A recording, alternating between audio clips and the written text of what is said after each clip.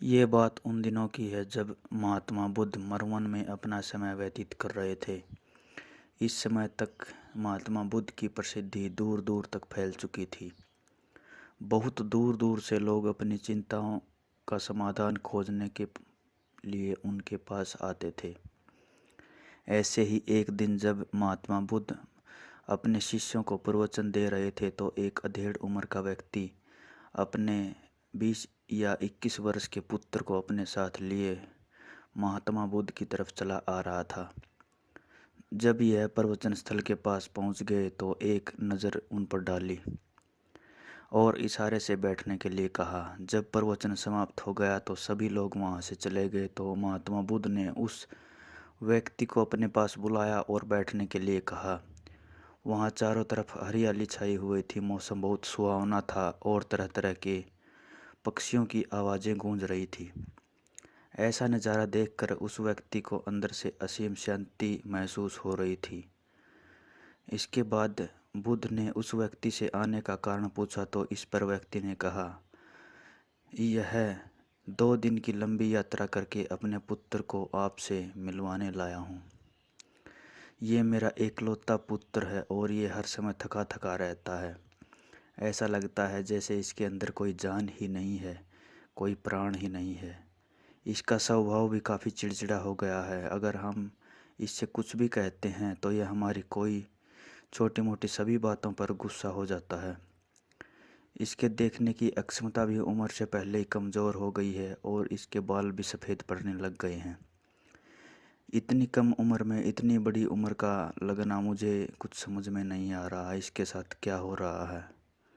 मैं अपने पुत्र के स्वास्थ्य को लेकर काफ़ी चिंतित हूँ। जब मैं अपने पुत्र को वैद्य जी के पास लेकर गया तो उन्होंने कुछ औषधि दी और कहा अपने पुत्र को तनाव कम लेने के लिए कहो। वो अपने दिमाग में बहुत अधिक तनाव लेता है जिससे उसकी ऐसी हालत हो गई है। इसलिए मैं आपके पास आया हूँ, कृपया मेरी समस्या का समाधान कीजिए। यह सुनकर महात्मा बुद्ध उसके पुत्र को बड़े ध्यान से देखते हैं, उसके चेहरों को देखते हैं, उसकी आंखों को देखते हैं और फिर उसके हाथों की नब्ज को भी देखते हैं। इस सारी विधि करने के पश्चात महात्मा बुद्ध उस व्यक्ति से कहते हैं, तनाव लेना तो कोई नहीं चाहता, लेकिन फिर भी यह तनाव लोगों के दिमाग को दीमक की तरह पकड़ लेता है और व्यक्ति जान भी नहीं पाता कि वह तनाव में जी रहा है। लेकिन अगर व्यक्ति तनाव के कारणों को अच्छी तरह से समझ लेता है और तनाव के बारे में कोई ऐसा पैमाना बना लेता है जिससे वह जान सके कि वह कितने तनाव में है, तो वह इस समस्या का समाधान भी खोज सकता है।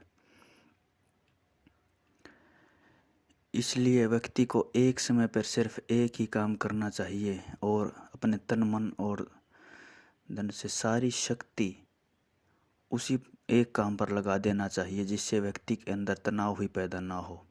इसके बाद महात्मा बुद्ध ने कहा, तनाव पैदा होने के मुख्य कारण होते हैं, जिससे इन कारणों को समझ लिया वह जीवन भर मुक्त रह सकता है। मुख्य कारणों में सबसे पहला कारण है महत्वाकांक्षी होना। महत्वाकांक्षी होना अच्छी बात है, लेकिन क्या कभी आपने इस बात पर ध्यान दिया कि इंसान के लक्ष्य कभी पूरे ही नहीं हो पाते। उसका एक लक्ष्य पूरा नहीं हुआ कि दूसरे की तरफ भागने लगता है, दूसरा पूरा हुआ तो तीसरे की तरफ, और इससे लिए अपने वो लक्ष्य को पाने के लिए ज़िंदगी भर गोल गोल घूमता रहता है। इसलिए जो व्यक्ति अधिक महत्वाकांक्षी होता है, जिसने बड़े बड़े लक्ष्य बनाए होते हैं, वह वर्तमान में कभी नहीं रह पाता। तो फिर महात्मा बुद्ध ने कहा, तनाव का एक कारण है यह भी किसी दूसरे से अच्छा रखना। महात्मा बुद्ध ने उस व्यक्ति की ओर इशारा करते हुए कहा, एक पिता होने के नाते तुम्हारी अपने पुत्र से बहुत सी अपेक्षाएं होंगी कि तुम्हारा पुत्र एक बहुत ही कामयाब इंसान बने, जैसा तुम चाहते हो उस तरह जीवन जिए। जब भी कोई व्यक्ति किसी दूसरे से कोई अपेक्षा रखने लग जाता है तो अनजाने में ही अपने लिए तनाव पैदा करने लग जाता है।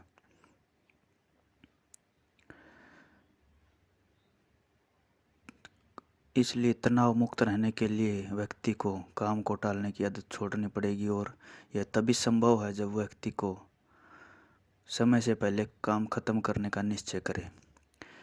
इसलिए जितना हो सके खुद को काम में व्यस्त रखना चाहिए और हर दिन ध्यान का अभ्यास करने को अपने जीवन का हिस्सा बना लेना चाहिए। बुद्ध के मुंह से सारी बातें सुनकर उस व्यक्ति ने हाथ जोड़कर कहा कि यह मेरा पुत्र तो अभी 20 वर्ष का ही है और अभी इसमें इतनी समझ नहीं है कि आपकी सारी बातों को समझ सके और साथ पालन कर सके। आप कृपया करके तनाव मुक्त रहने का कोई आसान सा तरीका बता दें। अगर तुम इतनी सारी बातों का पालन नहीं कर सकते तो इसके लिए एक बहुत ही आसान विधि है। तुम एक बार में एक काम को करने पर ध्यान लगाओ और जो काम कर भी रहे हो उस समय पर सिर्फ उसी काम को करो, सिर्फ उसी पर अपना ध्यान पूरा लगाओ। अगर तुम्हारा मन इधर उधर भटक जाता है, जैसे ही तुम्हें याद आए उसे फिर से वापस काम में लगा दो। तो दोस्तों, वीडियो देखने के लिए धन्यवाद।